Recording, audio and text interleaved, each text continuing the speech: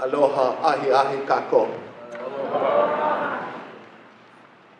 On behalf of all of the members of Face Maui, I'd like to welcome you to our annual Interfaith service commemorating the legacy of the Reverend Dr. Martin Luther King, Jr. And I'd especially like to thank Senator Gil Kitagaran and Representative Woodson for their presence here this evening. Before we start, I'd like each of us to take a minute or two to just say hello to your neighbors and find out who they are and where they're from. We're not here just as individuals, but we're here as a community. So don't be afraid to say hello to who's sitting next to you.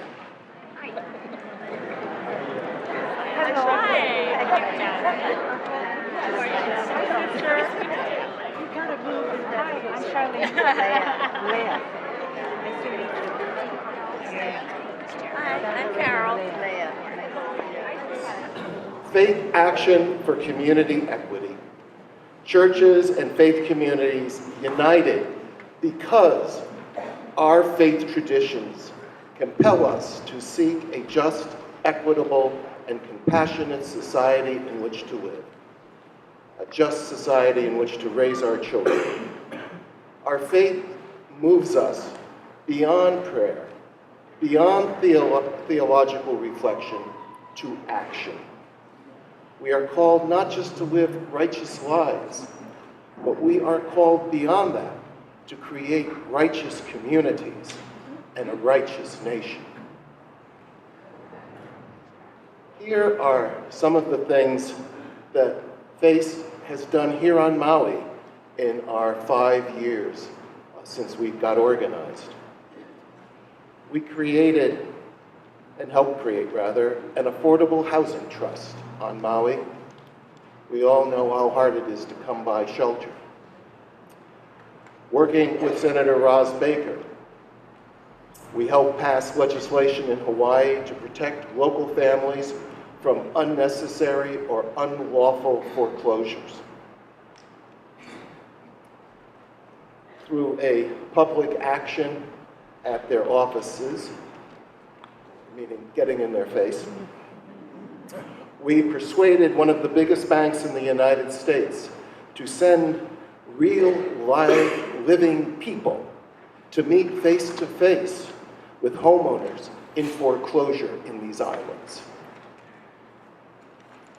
We saw the plight of our immigrant population, and we have worked for immigration and immigration enforcement reform here on Maui, in the state, and in the nation. We love our youngsters. Doesn't matter where they were born.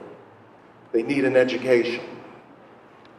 And we've supported the DREAM Act, and we're supporting in-state tuition for those kids. We led the fight to keep the Bank of Hawaii open in America Samoa. This is not some radical new stuff. This is not some sort of political ism. It's as old as the hills, my brothers and sisters, and it's in the Bible. He has told you, O mortal, what is good and what does the Lord require of you, but to do justice, to love kindness, and to walk humbly with our God. That's the prophet Micah speaking to his nation more than 2,700 years ago, when an economic revolution back then resulted in social injustice. The poor being driven off their lands, and as a result, vast estates being created, an enormous gap ever widening between the rich and the poor, and many of the governmental and religious authorities cheering that on. Last year at our rally, we did a vision of justice. Some of us remember watching TV in 1963 and seeing Dr. King standing in front of the Lincoln Memorial before a vast crowd on the mall, declaring, "I have a dream. I was 17 years old then. That was 50 years ago. It was a declaration of the basic human dignity of his people and a demand for their full civil and political rights. And unfortunately, that's where the story usually stops.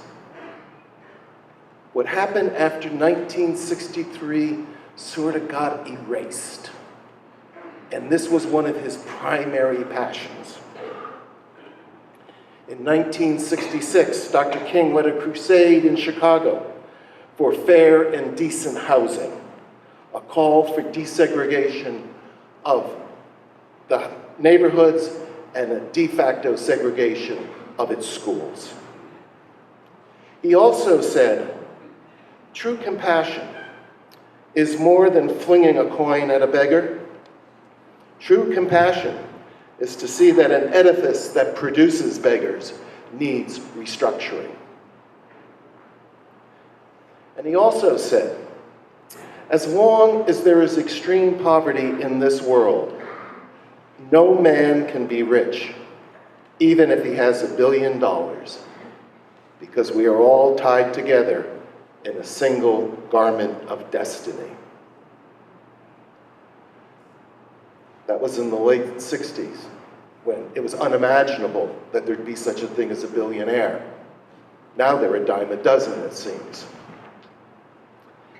He did not believe in quick fixes. Do they ever work out in the long run? They haven't for me. Instead, he called for a revolution in values. Values we find in our faith. He condemned wasting precious resources on an unjust war fought predominantly by guys who just needed a job. Just before Dr. King was murdered, he was walking side by side with the garbage workers in Memphis who were seeking a living wage. We know something about that here on Maui. So again, welcome.